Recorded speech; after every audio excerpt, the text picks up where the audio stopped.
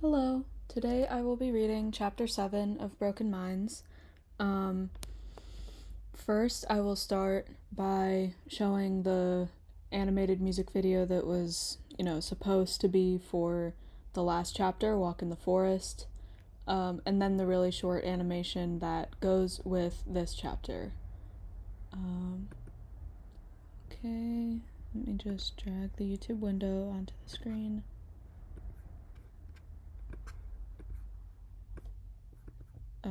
If it'll let me.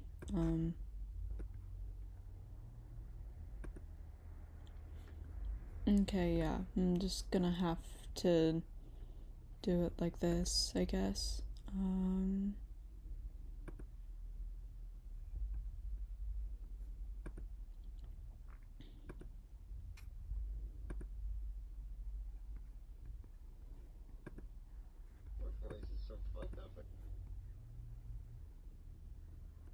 Alright, here it is.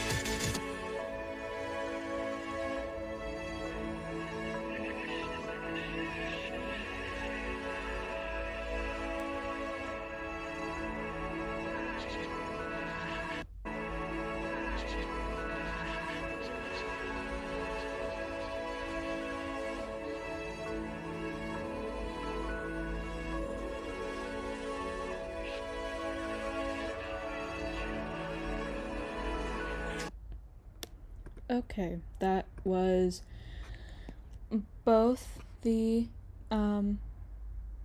animated music video and also the short animation that accompanies the chapter I'll be reading today. So yeah, now I will get to the chapter. Um,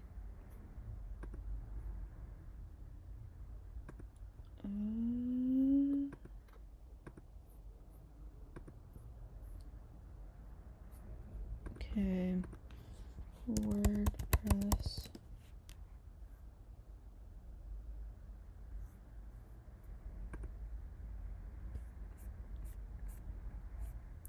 Looking for chapter 7. Alright, here it is.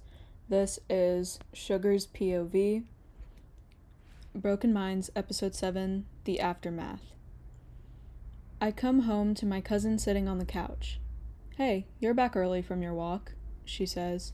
I check the time. It's only 5 p.m., 5 minutes later than when I left.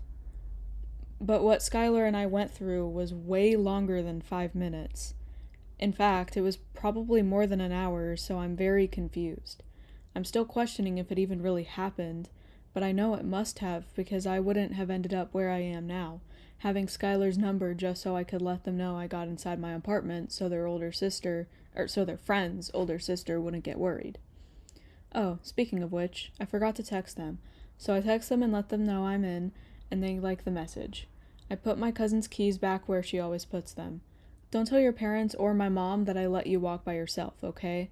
she says. "I won't," I respond. I go to my room and change out of my clothes and into my nightgown, and I fall asleep for a while. I wake up, and the first thing I think of is Skylar. Then I realize it's 8 p.m. My parents and my aunt and my little cousin have gotten home, and my family is having dinner already. I go out to the dining room and eat and talk with my parents, aunt, and cousins. Near the end of the dinner, my little cousin has another one of her temper tantrums because she wants to watch TV, but she has to go to bed, so I excuse myself and go to my room. I have still been thinking about Skylar this whole time. My shirt from the walk in the forest is on my bed, and I stare at it and I think about the moment where I ran from the monster with them. When I fell from the cliff with them, we wrapped our arms around each other, thinking we were gonna die. I feel very melancholy. I pick up the shirt. It has their smell. I didn't even notice their smell when I was with them, but somehow I recognize that the smell is theirs. Even though it's just a scent, it fills me with emotion. I want to text Skylar again, but I feel like it's wrong for me to. Why do I feel like it's wrong? Oh yeah, I feel like it's wrong because of Jake. How could I forget about Jake? How could I forget I have a boyfriend? Is that bad? Well, I'm not in love with Skylar, so I don't know why I feel like it's wrong for me to text them. I just have the feeling that Jake wouldn't like it, but that really doesn't matter. It feels uncomfortable, almost painful, to not be texting them right now, so I send them a message, just asking if they're okay. "Yeah, I'm okay," they respond almost immediately. I smile. Then they send me an article. The title is something about experiencing emotional attachment to people you've had a traumatic experience with. "Are you feeling this too?" they text me. "Yes, I am," I respond. "It'll probably wear off, right?" they say. "Yeah," I respond. I hope we'll still be friends after the attachment wears off. I know that if it did wear off, I probably wouldn't care anymore. But right now, with the attachment, I just need us to be friends. The next day at school. I sit through ELA wishing I was in class with Skylar right now. I almost feel worried about the trauma attachment isn't gone yet. But then again, it's only the next day, and we did almost die together, so I just need to be patient. I'm excited to see them in art class. I wish the next time I got to see them wasn't all the way at the end of the school day. At PE, Coach Sally takes attendance. I see that Skylar is here and get a little confused. Oh yeah, Skylar will be joining our PE class now because they have required a class that overlaps with the other PE class. I'm happy. I can tell that they're nervous and I'm not sure why, but I hope they'll be happy too to be in this class with me. I wave at them and smile, and then they come up to me. "Hey," I say to them. "Hi. Why are you nervous?" "My friends were in the other PE class and they aren't in this one.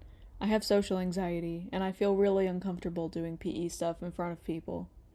"Oh, well, it'll be okay. I'm not judging you." Coach Sally starts leading the stretches. Then she asks us to vote on a game, and most people vote on the scream game.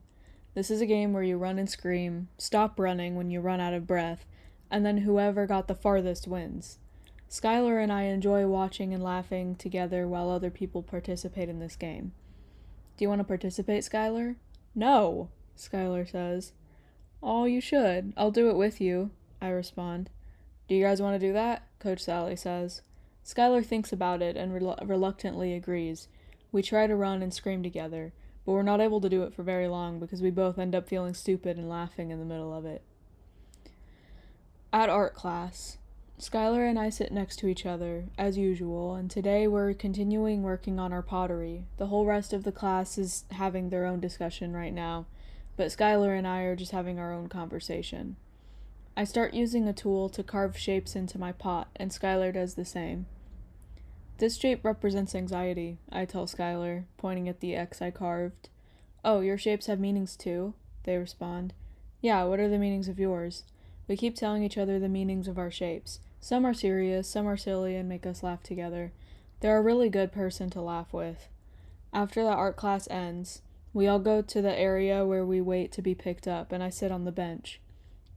After most other students leave, Jake comes up to me, with probably fake tears in his eyes. Sugar, I'm so sorry for how I treated you. I really do need you. I need to be with you forever.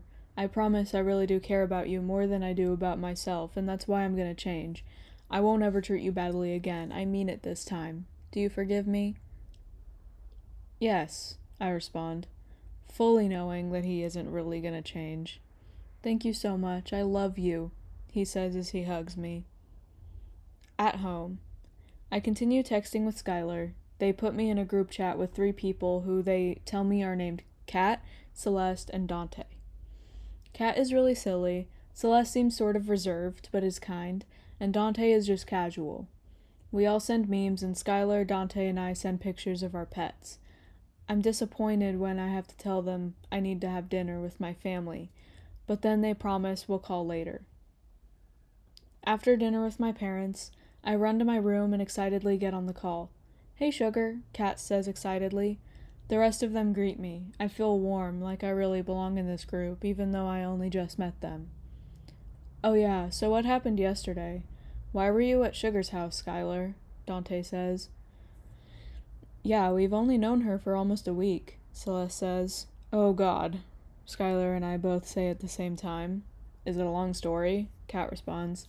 Yeah, it is, I say. Well, we've got all night, even though it is a school night, Kat says.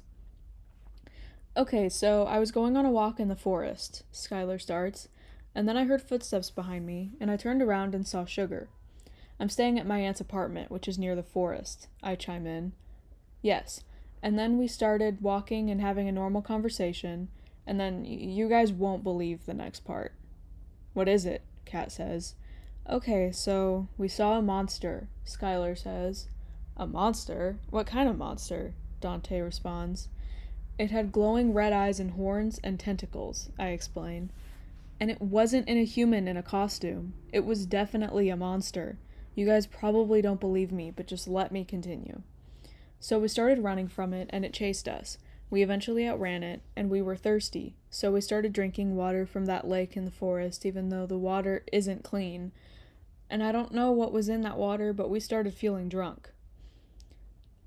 I think we were hallucinating, and we were describing our hallucinations to each other, I say. Yeah, and we weren't afraid at all anymore. We didn't even remember the monster. Then eventually we threw up, and so the drunkenness passed. We lay on the floor together and almost fell asleep. And then you woke me up because you saw the monster again, and we started tiredly running from it. Yes, and then I fell off of a cliff. I caught your hand. You lost your balance. And then we were both falling. We wrapped our arms around each other and accepted fate, genuinely thinking we were about to die. How did you not die? Kat responds. Well, this may be the craziest part, but we landed in my bedroom, I say. Everyone is chaotically yelling, trying to process the entire story, wondering if Skylar and I are joking or not, and then they settle down when we finally manage to convince them that we are not. They're understandably extremely confused. Suddenly, though, Dante's demeanor changes. I don't know how, I can tell through the phone screen, but he seems to get worried, or maybe depressed. Skylar and Celeste seem to know exactly what to do when this happens. They just switch the subject. It's 2 a.m. now. We really don't care that most of us have school. Well, Kat doesn't have school. She explained to us that she might come to our school, though. I always stay up this late on school nights, usually because of Jake. So it's really nice staying up this late for a happy reason. This time it was because I was having a lot of fun talking to new friends. I'm excited to tell Naomi about them. Speaking of Jake, I haven't checked if he's texted me at all. He could be berating me right now. I realize I just zoned out and tuned back into what my friends are saying. Whoa, what the fuck? I feel like the ceiling is floating, Skylar says tiredly. Okay, Skylar, go to bed. Seriously. No, I can't go to bed because then the cat will jump off of the building, and if the cat jumps off of the building, the dog will lose its ball, and then the mouse will fall off of the airplane. What? I say with a small laugh. Skylar, you really need to go to bed, Celeste says. Then there's just silence from Skylar's end. Okay, I think they fell asleep, Dante says. Do they often get like that when they're tired? Yeah, they do, Dante responds. I'm weird too, though. I sleepwalk. One time when I was sleeping over at Skylar's house, I started sleepwalking at like 12 a.m. and made a mess in the kitchen. We all laugh, then agree we should probably go to bed too. So we hang up. I'm a little sad hanging up. I really like these people. But it's okay. I'll talk to them again tomorrow. I choose not to check Jake's texts. I'll just let him argue with me tomorrow. It doesn't matter right now. I turn the lights off and go to sleep peacefully. Alright, that concludes this chapter. Yeah, I hope you guys enjoyed it. I think, the next one is back to being sad again. I think it's a cat chapter. It'll be Cat's POV. Um, yeah, I hope you enjoyed this. I'll be back most likely next Saturday, and goodbye.